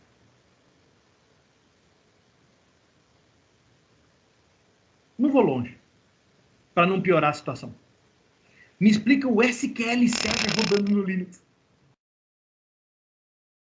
Hoje, eu atendi um cliente como consultor que ele recentemente substituiu toda a base MySQL dele por SQL Server no Linux. No Linux. Se você vê quem paga disciplina de banco comigo ou com a Simone, já deve ter visto o Management Studio rodando, né? Aberto. Os servidores lá listados. Então, você não sabe dizer quem é o Windows ou quem é Linux ali. E outra curiosidade. Quem já trabalhou ou trabalha com a Azure e os bancos da Azure na internet, tem uma coisa muito curiosa. Quantos % dos SQL Server que estão na Azure, tá? Aquele Azure Studio, são Windows? Menos de 1%. Menos de 1%. A grande maioria é Linux. E aí, galera chita? O que fala agora? É chato, né? Eu sei. Vamos continuar? Aliás, vamos para frente, porque a gente está bem perto do fim já também. Tá? Eu não quero prolongar muita história aqui, não. Vamos lá. A programação no ambiente PVM segue o paradigma da programação de aplicações com multiprocessadores e memória distribuída. MIMD. Ó, conhecido nosso. As técnicas de programação no lado lógico e algorítmico também são as mesmas, mas certos aspectos devem ser levados em conta, como o gerenciamento da máquina virtual, olha ela aparecendo mais uma vez, e o tempo de comunicação entre os processos. Exemplo. Agora é hora. Vamos ver, será que o pessoal ainda lembra das aulas do Paulo? Vamos lá? Ó, considere o problema da soma de dois vetores de dados n-dimensionais, quer dizer, vetores de dados com n dimensões. Tá bom? Então vamos lá. Vetores, não é matrizes, tá? Vetores. Uma forma intuitiva de implementar uma solução paralela é criar uma tarefa mestre. Então você tem um ponto inicial lá, né? Um nozinho inicial no teu grafo. Responsável por particionar os vetores em p-partições. Divide em quantas forem possíveis. De igual tamanho, onde P é o número de máquinas disponíveis da MV, máquina virtual, ou VM. Eu prefiro usar VM. Fala VM, todo mundo sabe o que é. E distribuir esses subproblemas para P-tarefas escravo. Então, qual que é a ideia? Você cria uma tarefa mestre, que ela vai pegar os dois vetores, vai dividir os dois vetores em P, e P seria o número de máquinas disponíveis na máquina da VM, né? Número de máquinas da VM, certo? E dá uma porção dessa para cada uma dessas máquinas. Muito bem. Uma vez resolvidos os resultados dos subproblemas, cada um dos resultados, são enviados para a tarefa mestre e concatenados para gerar a solução global. Uma análise ingênua, quer dizer, não muito otimista, ou inocente demais, vamos dizer assim, pode deduzir que essa solução dividiria o tempo de execução por P.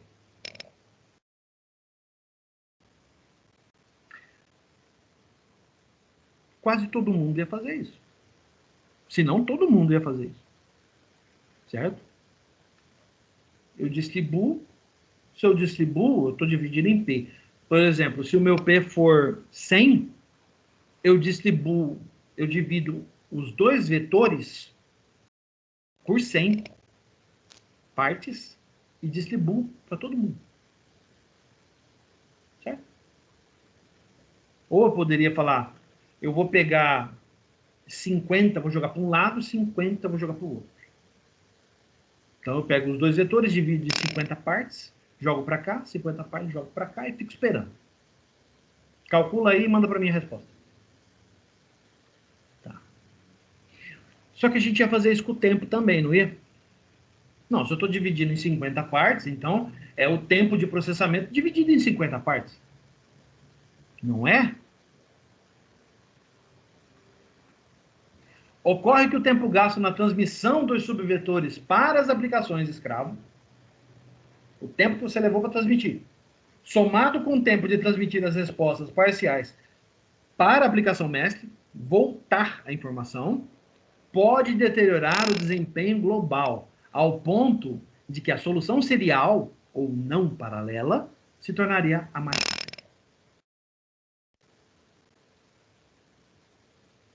A gente não contou com o tempo de processamento. A gente só contou o tempo de processamento. A gente não contou o tempo de envio. Nem de envio, nem de retorno. Né? Esse tempo a gente não computou. E esse tempo, ele depende exclusivamente de quê? Quem pode me responder? Do que o tempo de resposta, o tempo de envio e o tempo de resposta depende num ambiente como esse. Quem pode me responder?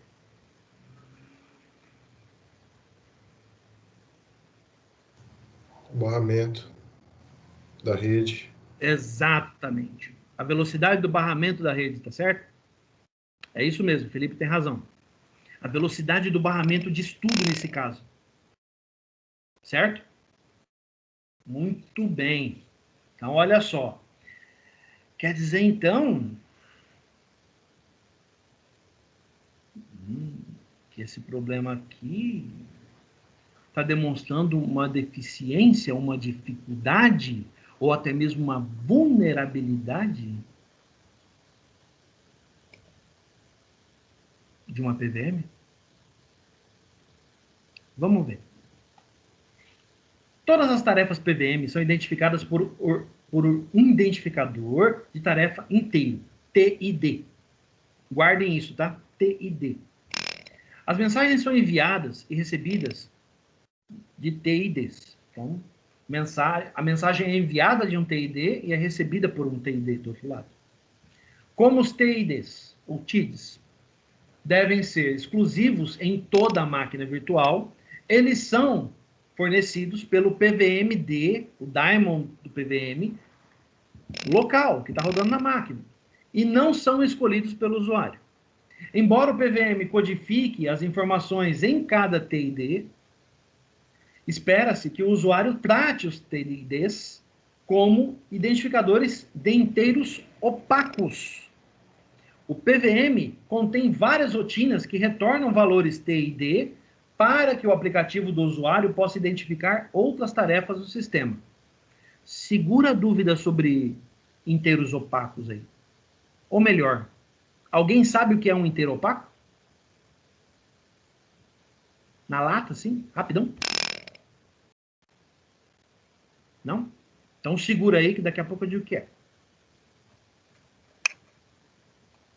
Existem aplicações em que é natural pensar em um grupo de tarefa, task groups. E há casos em que um grupo de usuário gostaria de identificar suas tarefas pelo número 0 menos. Aí é uma equaçãozinha, né? P menos 1, onde P é o número de tarefas.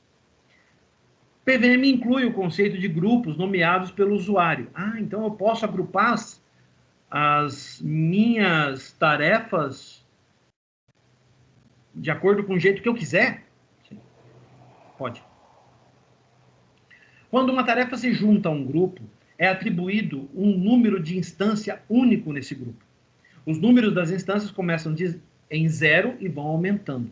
Então, cada grupo tem a sua identificação de instância, certo? Uma vez que você adicionou a tarefa ali dentro, a tarefa ganha esse identificador de instância. Ela pertence àquele grupo. Muito bem. De acordo com a filosofia PVM, as funções de grupo são projetadas para serem muito gerais, e transparentes para o usuário. Por exemplo, qualquer tarefa PVM pode ingressar ou sair de qualquer grupo a qualquer momento, sem ter que informar qualquer outra tarefa nos grupos afetados. Você pode movimentar tarefas entre grupos sem nenhum problema. Além disso, os grupos podem se sobrepor e as tarefas podem transmitir mensagens para grupos dos quais não são membros. Para usar qualquer uma das funções de grupo, um programa deve estar vinculado a libgpvm3a. Ó, é outra biblioteca. Faz parte daquele arcabouço, aquele framework, né? Muito bem. Espera aí um pouquinho. Ah, esse slide está repetido. Esse slide está repetido. Deixa eu mudar aqui, já para tirar aqui para vocês. Só um minutinho, gente. Ele veio repetido. Eu fiquei devendo uma informação, né? O que é um inteiro opaco? Tá? Eu vou passar essa informação para vocês agora. Só um instante. Como eu disse, eu não gosto de deixar vocês sem as informações. Então, se eu não coloquei nessa parte, eu vou colocar agora. Na verdade, tinha que estar aí. Aqui. Estava na outra parte. Desculpa, falha minha. Vamos colocar aqui. Só que dessa vez eu vou colocar lá onde ele está sendo usado, tá? Só um instantinho, por favor.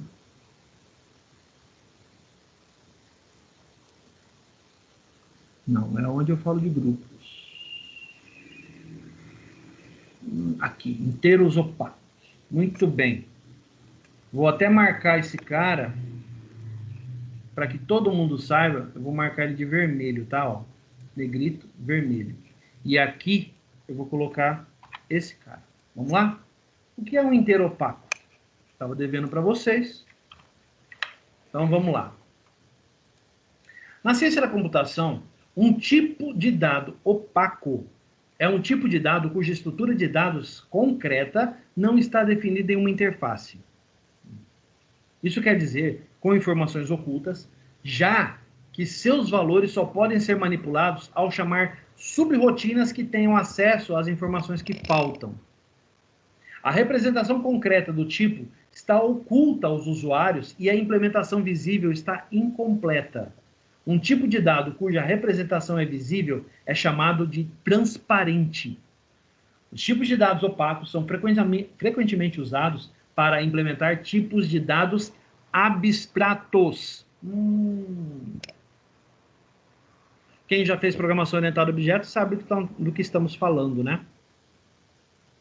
Então, qual é a analogia mais próxima que nos traz a essa definição propriamente dita? Eu crio uma classe cuja grande parte das propriedades e métodos são privados ou estão ocultos. E aquilo que é público é o mínimo da classe possível. Certo? Para acessar esses outros métodos, esses outros dados protegidos ou ocultos ou privados daquele objeto, o que é preciso? Eu tenho que escrever um método que acesse aquilo, né? Então, vamos lá. Um tipo de dado opaco, então, é um objeto cujas propriedades e métodos, em sua grande maioria, estão ocultos. E só são acessíveis através de alguns métodos específicos ou propriedades específicas. Certo? Professor, Fala. eu tenho um exemplo um pouco diferente, ver se se encaixa também. Que é, digamos que eu tenho uma API, aí essa API tem uma classe interna. Só que daí ela expõe um JSON, certo? Aí esse JSON que ela expõe de uma maneira diferente da classe interna, que é a representação interna da API de negócio. Por exemplo, eu tenho uma API que tem um array de informação.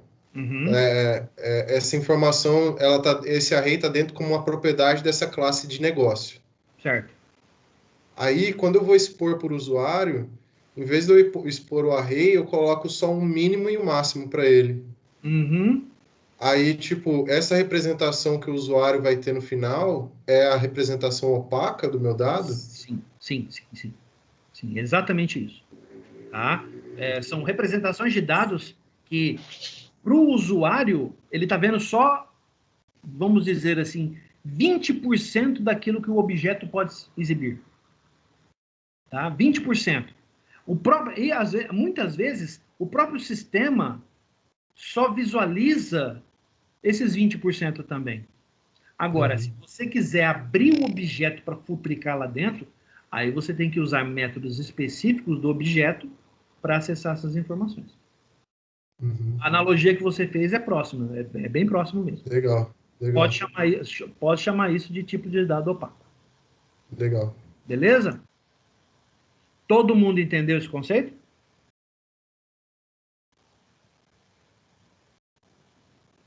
Beleza? Então tá. Gente, até agora, sobre o PVM, vocês têm alguma dúvida? Por favor, falem. Caso contrário, nós vamos para a atividade.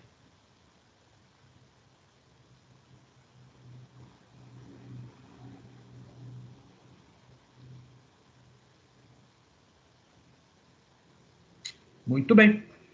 Vamos para a atividade.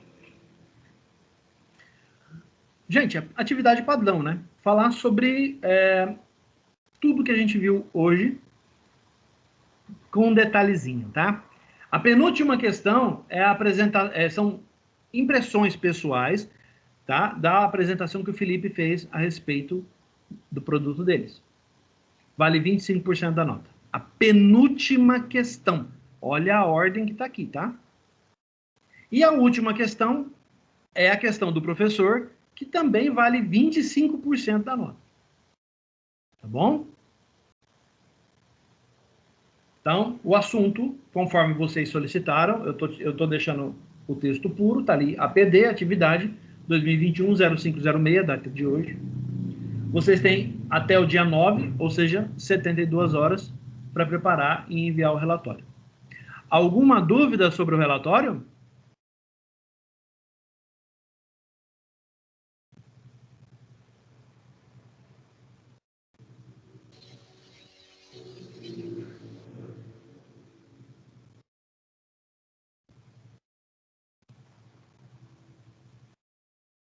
Flávia? Vale 700 pontos, né, professor? De acordo com o que nós combinamos, sim. Lembra? Estou seguindo aquele combinado nosso. Não, beleza, só confirmando mesmo. Tá bom. Aquilo lá. Inclusive, deixa eu avisar vocês que dia 18, então, um pouco antes das provas, nós teremos que lançar todas as notas, tá? Então, vamos lá. Dia 18. Então, vamos lá. 18, então, nós temos hoje, o relatório de hoje, e o próximo relatório, tá? Do dia 13. Depois, na semana do dia 18, eu não sei se era, não me lembro bem se era no dia 18 ou na semana, né, daquele dia, do dia 18. Acredito que seja dia 18 mesmo, tá? Todos os professores devem lançar as atividades. Todos. Então, vocês precisam alcançar um certo patamar de pontos. Certo? Então, os relatórios são fundamentais para isso. Nós temos o relatório da aula anterior, o relatório desta aula e o relatório da próxima. Somados dão 2.100 pontos. Certo? 700 cada um, 2.100 pontos. Tá bom? Então, eu devo preparar o lançamento. Como eu falei para vocês, eu tenho a questão dos relatórios extemporâneos, né? Eu estou agrupando-os todos para que eu possa fornecer para vocês uma visão, inclusive, incluindo esses relatórios extemporâneos, tá? Uma visão que vocês possam contemplar tudo, tá bom? Então, lá pelo dia 18, por aí, a gente já deve ter uma prévia do que vem em termos de nota, tá bom? Qualquer dúvida que vocês tenham a esse respeito, ou sobre o lançamento de nota, alguma coisa, fala comigo, me chama no particular, a gente conversa. Tá bom? Vamos ficando por aqui, então? Tá aí meu e-mail. Em nome do Uniderp Croton, agradeço a presença de todos vocês, peço que continuem se cuidando. Não se esqueçam, eu coloquei lá no grupo que vocês já podem se inscrever, tal, no programa de vacinação da Prefeitura. Tá bom? Então, beleza. Professor, gente, um grande abraço. Só uma dúvida, desculpa atrapalhando a sua despedida final. Fala, Sobre o Felipe. trabalho. Foi bom você ter falado. Galerinha, pessoal de SD já sabe do trabalho. Pessoal de APD, que ainda não sabe, eu coloquei no grupo semana passada a respeito do trabalho. SD e APD é um trabalho só. APD, o trabalho já está publicado lá, tá? Quem tiver dúvida a respeito, fica aí para a gente conversar. O restante da turma, um abraço, gente. Tudo de bom.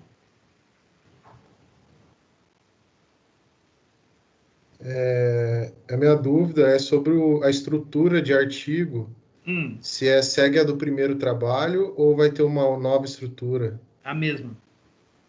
Inclusive, eu coloquei lá no grupo, deixa eu até confirmar aqui, eu coloquei no grupo para vocês um modelo que vocês podem seguir.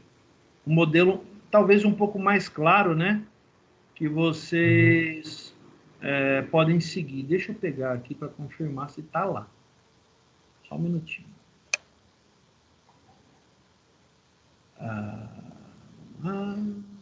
Ô, professor, o senhor colocou só no PDF, né? Você tem o DocX aí? Tenho. Eu falei no grupo que quem precisasse era só falar que eu colocava lá, ou então mandava para a pessoa. Seria bom, porque eu fiz lá, converti, né, pro DocX, mas ficou meio zoado. Sim. Última vez que eu converti também foi maior trabalho. Que eu converti, desformatou tudo. Então. Eu ia falar isso para vocês, cara. É muito complicado esse negócio de você... Eu estou vendo que você está usando Linux, então você deve estar usando OpenOffice. Ou aquele do Google mesmo, né? Eu uso o Google, Então, eles ficam meio zoados lá, viu? Deixa eu olhar aqui se eu coloquei para vocês em... Tá bom. Vai, tá bom, Google, tá bom. Eu já vou terminar a aula, calma. O que o que eu acho legal, né, é aquele sistema LaTeX, né, para formatar. Só que eu fiquei em dúvida que o senhor pediu, tipo, naquele formato, eu não sabia se no LaTeX tinha alguma coisa que formatava daquele jeito. Cara, até tem. Eu já vi outros lugares que tem. Só um minutinho, deixa eu parar essa gravação aqui, peraí. Tá.